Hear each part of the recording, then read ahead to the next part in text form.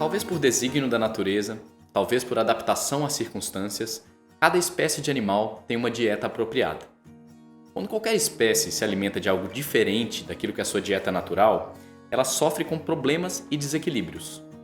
Tomemos como exemplo um animal herbívoro, como um coelho. Se você serve a um coelho altas doses de colesterol exógeno, por exemplo, servindo a ele gordura animal, ele vai desenvolver placas arterioscleróticas. Afinal, o herbívoro não foi feito para ingerir animais, apenas plantas. Aliás, foi justamente uma pesquisa realizada com coelhos ingerindo altas doses de colesterol que deu origem ao mito de que o colesterol é um inimigo da saúde cardíaca. Esse mito já foi desconstruído pela ciência recente, conforme algumas referências científicas no fim dessa página. Mas eu entrarei em mais detalhes sobre o mito do colesterol e suas múltiplas implicações mais adiante. Outro exemplo, um lobo ou um leão não podem ser privados das suas caças. Eles não sobreviveriam mastigando folhas. Seu aparato digestivo não foi moldado para isso. Mas e nós? E os humanos? Qual é a dieta natural do humano? A ciência define com exatidão. O homem é um ser onívoro. Omni significa tudo e come de tudo. O ser humano tem um aparato digestivo capaz de se adaptar a inúmeras configurações dietéticas, e é justamente por isso que ele foi capaz de colonizar os 4 cantos da Terra. O homem vive como esquimó no Alasca, se nutrindo de carne de peixe e gordura de baleia quase que exclusivamente, sem nenhuma planta.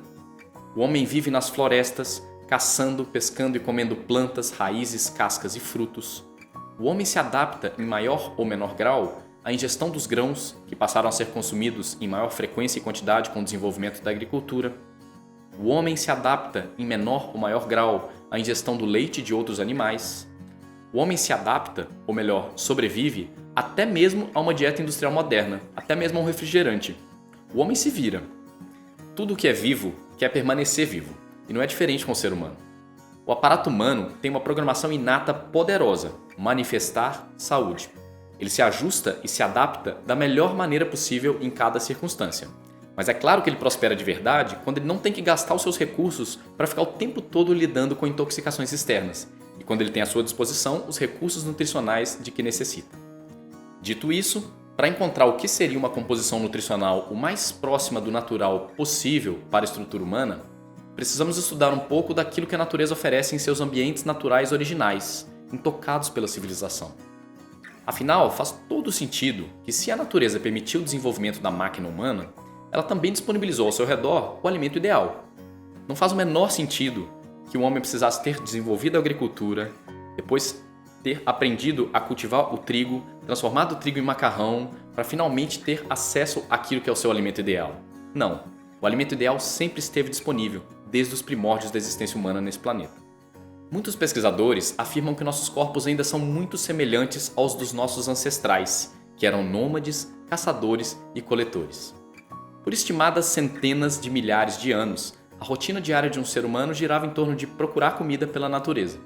Nossos ancestrais caçavam, pescavam e coletavam plantas, raízes e frutos silvestres, nativos e originais. E é um fato que quando estudamos os biomas ainda intocados pelo homem, percebemos que o alimento original, algo que é possível encontrar na natureza, é muitas vezes diferente daquilo que hoje consideramos comida normal. Não importa o ecossistema estudado, a floresta amazônica, a cordilheira dos Andes, o cerrado, a orla marítima, a mata atlântica, o deserto do Saara. Por mais diferentes que sejam, todos esses ecossistemas se assemelham em um aspecto na qualidade daquilo que pode ser encontrado como alimento: a modesta oferta de carboidratos concentrados. Se de fato o alimento natural perfeito e completo para o ser humano seria o arroz integral, como afirmam os macrobióticos, então certamente haveriam campos silvestres de arroz ao redor de todos os lugares onde o ser humano prosperou. Mas não haviam campos silvestres de arroz, nem de trigo, nem de centeio, nem de cevada. Os grãos de amido só passaram a ser consumidos de forma significativa pelos humanos quando o homem descobriu que tinha a possibilidade de cultivá-los. Ou seja, o consumo diário e abundante de grãos de amido é uma adição relativamente recente à dieta humana. Aquilo que chamamos de agricultura tem estimados 8.000 anos. É um período curto para uma alteração genética no nosso metabolismo que seja significativa. Em termos evolutivos, isso é um piscar de olhos. Você encontra grãos silvestres na natureza, mas não na quantidade para seguir a recomendação da nutrição moderna, de ingerir entre 50% a 80% de carboidratos como fonte de energia, como fonte de calorias. A possibilidade de comer tantos grãos de amido, de criar o famoso pão nosso de cada dia, o macarrão nosso de cada dia, a bolachinha nossa de cada dia, o arroz com feijão nosso de cada dia, é uma possibilidade relativamente recente. E o fato é que para muitos organismos de hoje, o excesso de grãos de amido causa desequilíbrios profundos.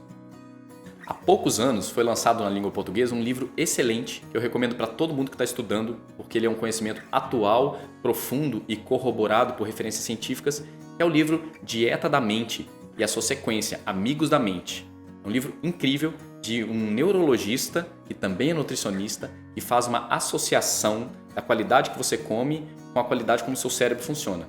O título original desse livro é Grain Brain, Cérebro de Grãos. A surpreendente verdade sobre o trigo, os carboidratos e o açúcar, os silenciosos assassinos do seu cérebro. Resumindo o livro em poucas frases, nosso corpo não foi feito para lidar com grandes quantidades de trigo, de açúcares, de carboidratos em geral. Açúcar em excesso, se fosse bom, seria fácil de ser encontrado na natureza, mas não é. Outras formas de açúcar concentrado também não são disponíveis na natureza silvestre. Não existem campos espontâneos, sem cultivo, de cana-de-açúcar. Não existem fontes naturais de caldo de cana.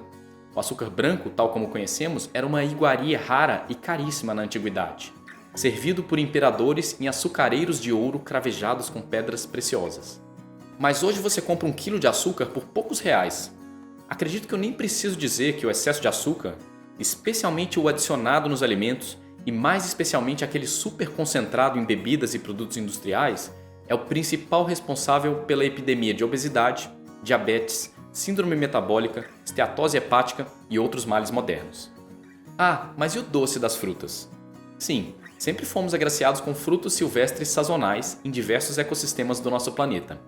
Frutas como o maracujá, o caju, a acerola, o umbu, o cupuaçu, que são ácidas, pouco doces.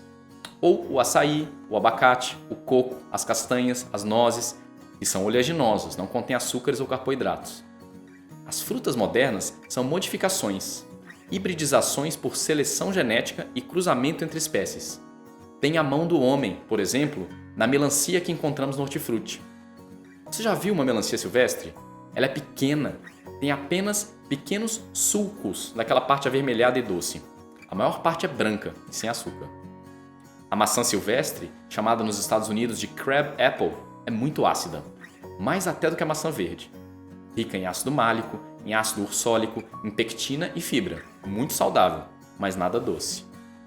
A banana moderna é completamente diferente da banana ancestral. Você já viu os pequenos pontinhos negros que existem dentro da banana? Eles são remanescências das sementes ancestrais, que eram grandes, tais como uma semente de abóbora. Havia pouca polpa na banana ancestral e ela era mais amilácea, tem mais amido e menos doce, mais parecida com o que nós chamamos de banana da terra. Até mesmo a nossa manga nativa, que é pequena, fibrosa, muito aromática, saborosa e nutritiva, foi hibridizada e modificada para criar, por exemplo, a manga palmer, super doce, muito menos nutritiva e sem as importantes fibras que auxiliam o corpo a absorver de forma gradativa a frutose, um tipo de açúcar. Ou seja, as frutas modernas são muito diferentes das frutas nativas, das frutas ancestrais, oferecem bem menos densidade nutritiva. Elas têm mais açúcar e menos nutrientes. E ainda, resíduos de agrotóxicos, especialmente no Brasil, país que é líder mundial de consumo de pesticidas. Com certeza, não é um motivo de orgulho para nós. Digo isso não para que você comece a entender que frutas são alimentos ruins. Elas estão muito longe disso. Mas as frutas modernas não correspondem à imagem do alimento virtuoso. Banana, mamão, maçã e abacaxi são exemplos de frutas muito comuns, todas modificadas pelo homem, que concentram tanto açúcar que deveriam ser entendidas como sobremesas, como ingredientes de sabor para receitas ou como regalos ocasionais, e não como alimento saudável para você comer várias vezes ao dia em grandes quantidades. Moderação é a palavra aqui. O mais grave, entretanto, são os sucos de fruta. Comer e mastigar a fruta em sua totalidade com as fibras é algo mais orgânico, que te ajuda a ingerir menos quantidade, porque as fibras saciam e ao mesmo tempo reduzem o ritmo de absorção da frutose pelo organismo. Você já viu uma laranja quincan? Essa é a laranja silvestre, a original, não hibridizada. A gente come essa laranja mastigando ela inteira. A laranja moderna é mais um exemplo de um alimento híbrido, inchado e muito mais doce. Imagine fazer um copo de suco de quinquã. Você precisaria de caixas dessa pequena fruta. Mas com 3 laranjas, você faz um copo de um suco bem doce. Ah, mas é suco natural. Mais ou menos. Ainda é uma fonte concentrada de açúcar, entende? Por mais que seja uma laranja orgânica, um copo de suco de laranja é uma fonte concentrada de açúcar. Você tem sede? Beba água. Água é a bebida perfeita. Ela é tão perfeita que não conseguiram definir um sabor, um aroma. Ela é tudo e é nada ao mesmo tempo. Você quer tomar suco? Você quer sentir o sabor, o gosto? Então faça como os nossos avós. Dilua o suco. Faça laranjada. Isso mesmo. A laranjada é melhor do que o suco de laranja. Acredite. É claro que um suco de laranja natural é muito melhor do que um refrigerante. Mas ainda não é o ideal. O ideal é você realmente minimizar a ingestão de açúcares concentrados. Se açúcar fosse realmente algo bom e importante, ele certamente estaria mais disponível na natureza selvagem. Mas não. A natureza oferece açúcar com estrita moderação. É impossível para qualquer ser humano, em qualquer ambiente pré-agricultural, seguir as recomendações oficiais da nutrição e praticar a pirâmide da nutrição, cuja base é carboidratos. Entende por que, para se alimentar de uma forma natural de verdade, é preciso pensar fora da caixa? Você simplesmente não pode seguir as recomendações oficiais, pelo menos não até que elas sejam atualizadas. Assim, seguindo o entendimento dos meus professores e em alinhamento com os estudos mais recentes e atuais sobre nutrição e saúde, eu considero que a dieta natural humana é uma dieta com baixo ou no máximo moderado teor de carboidratos. Aliás, considero que reduzir a quantidade de carboidratos da sua alimentação é um dos mais importantes ajustes que você pode se permitir na sua nutrição.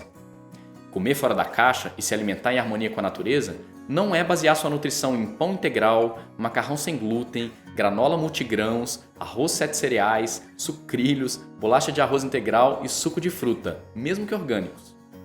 Comer fora da caixa é se alimentar dentro de um perfil nutricional que se aproxima ao máximo daquilo que havia disponível na natureza antes do homem modificar a oferta alimentícia.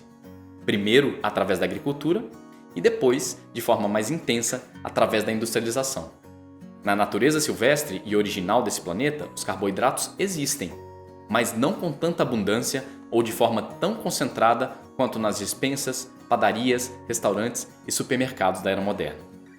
Por isso, de acordo com meus estudos e principalmente minha experiência pessoal, considero que reduzir a quantidade de carboidratos que ingerimos diariamente é uma das 2 atitudes fundamentais para quem quer viver uma alimentação mais próxima daquilo que é natural para a nossa espécie. Mas é para eliminar completamente os carboidratos da nutrição? Não. É para reduzir a proporção de carboidratos no prato.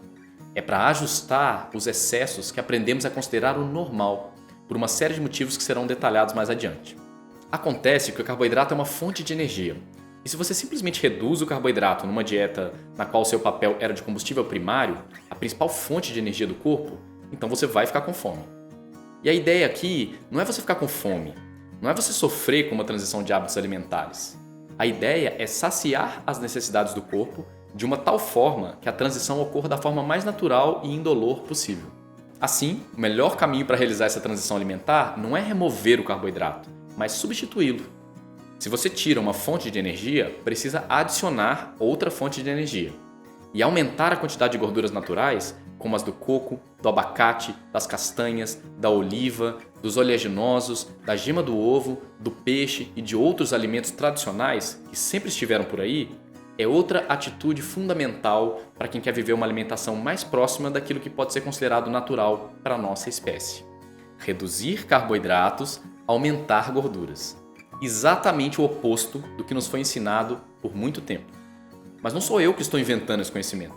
Isso já foi extensivamente pesquisado e os dados são tão conclusivos que em 2015 as diretrizes dietéticas oficiais do USDA americano simplesmente eliminaram os limites máximos de quantidade de gordura que se recomenda ingerir diariamente.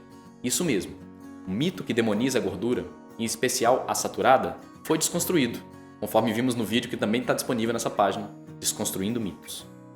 Gorduras naturais são densamente nutritivas e oferecem um tipo de energia estável e duradouro, e por isso saciam por longos períodos. Gorduras naturais são saborosas e deixam os outros alimentos mais saborosos quando combinados a elas. Experimente comer uma salada sem azeite. Gorduras naturais aumentam a absorção de nutrientes lipossolúveis. minerais e vitaminas são melhores absorvidos quando embrulhados nas chamadas gorduras carreadoras, como a manteiga e o óleo de coco. Uma sopa de legumes com uma colherada de manteiga é mais nutritiva do que uma sopa light. Quem come gordura como fonte primária de combustível não sente fome de 3 em 3 horas. É um outro tipo de metabolismo, uma outra rota, uma outra forma de nutrir o corpo. No meu entendimento, amparado por pesquisas, a forma natural de nutrir o corpo. Também selecionei e disponibilizei aqui no final da página alguns estudos e evidências que demonstram que a estratégia de aumentar a gordura nutricional e reduzir os carboidratos é mais eficiente para eliminar excesso de peso do que a estratégia de cortar a gordura, tão recomendada antigamente e até atualmente porque não se atualizou. O que você deve entender de tudo isso? Que carboidratos são malignos? Não. Que devemos moderar o consumo, de acordo com a individualidade de cada um. Em termos claros, uma dieta high fat, low carb, com baixo teor de carboidrato. Algo entre 5 a 30% das calorias diárias vindas de carboidrato, muito menos do que os 60 a 80% recomendados.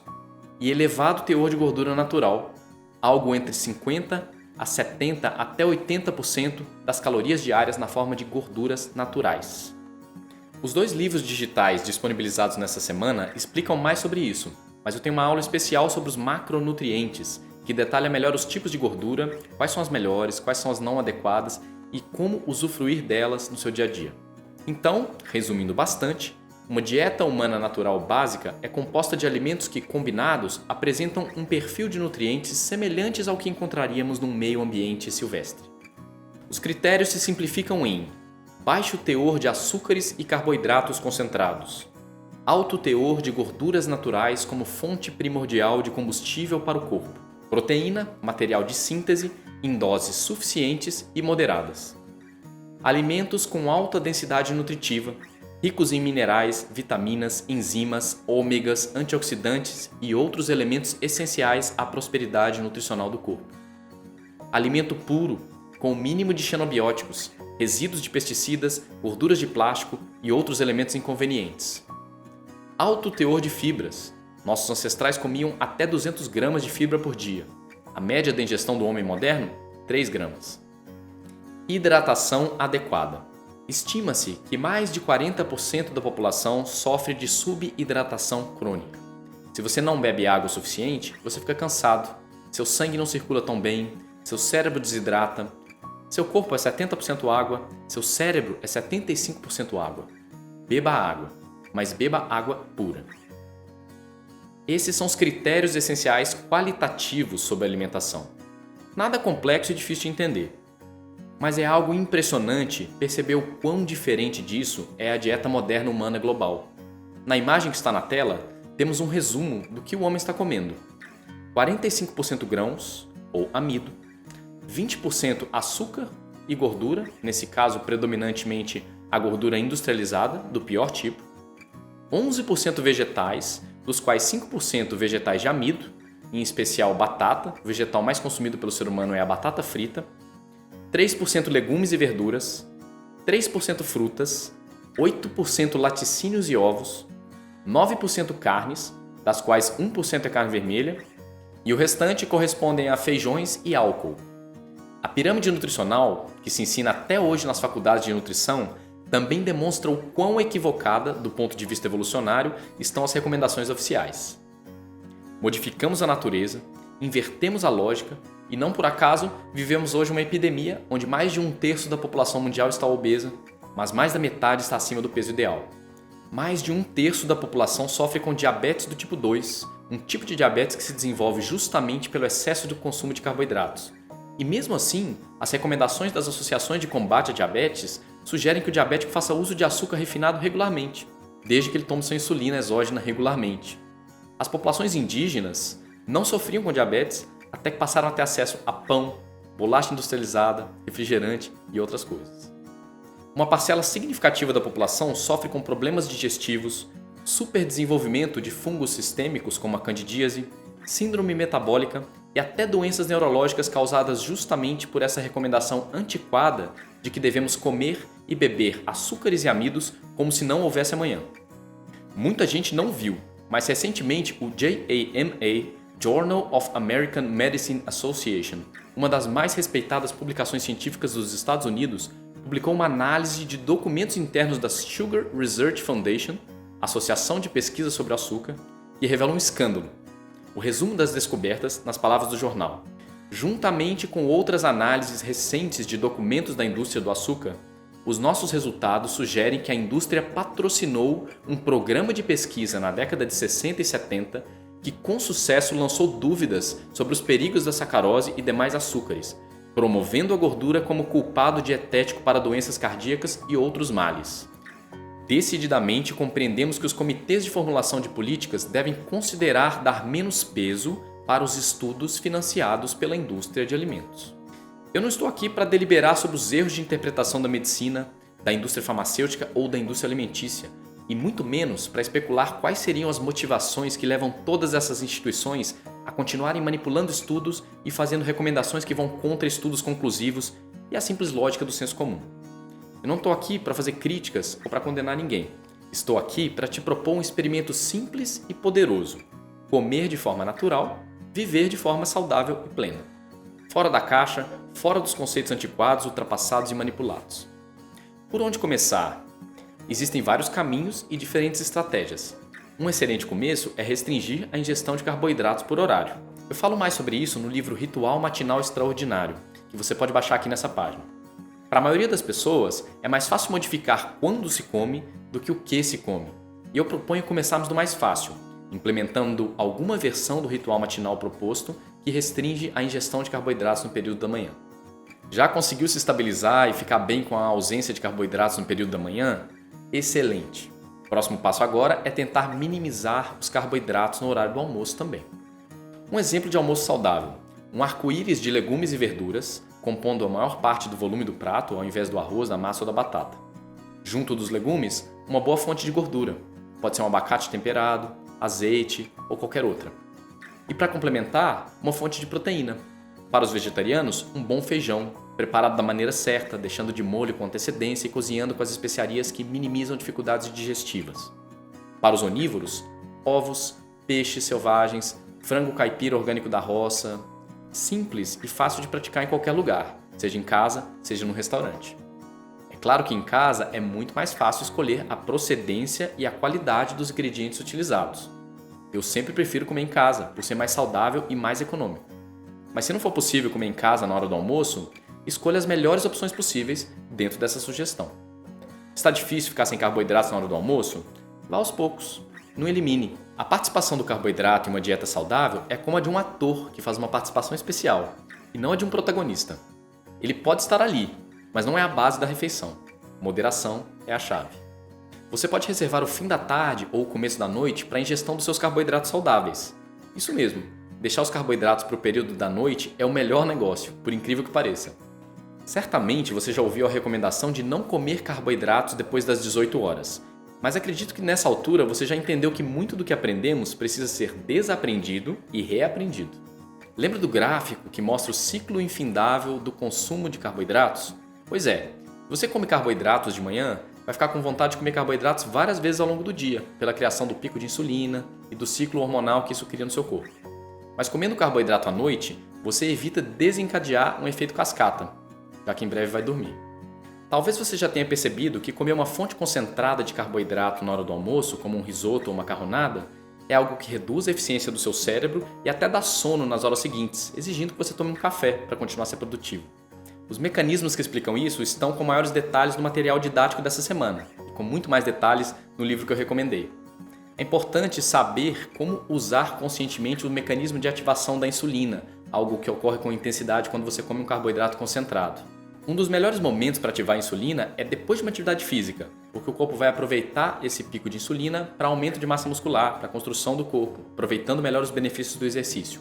O outro momento excelente é um pouco antes de dormir. Nesse caso, a ativação da insulina induz o sono e também evita picos de cortisol durante a noite, o que normalmente interromperia o seu sono. Sono ruim atrapalha tanto o emagrecimento quanto a hipertrofia muscular e deixa seu dia seguinte menos brilhante do que poderia ser. No próximo módulo, eu entro em detalhes quantitativos, o quanto comer, além de me detalhar em quais são as melhores opções em cada grupo nutricional, as melhores gorduras, as diferentes proteínas, os melhores amidos. Até lá, eu sugiro que você estude o material desse módulo, 10 Segredos da Alimentação Extraordinária, que já apresenta vários critérios e dicas importantes que eu acredito que vale a pena você estudar, conhecer ou relembrar. Os princípios que apresentei aqui são extremamente simples de compreender, mas nem sempre o que é simples de entender é fácil de praticar. Mesmo assim, o entendimento é a base de qualquer transformação. Aos poucos, vamos enriquecendo o nosso conhecimento e experimentando com os muitos caminhos e estratégias para evoluir seus hábitos alimentares e, com isso, desfrutar de mais e mais saúde.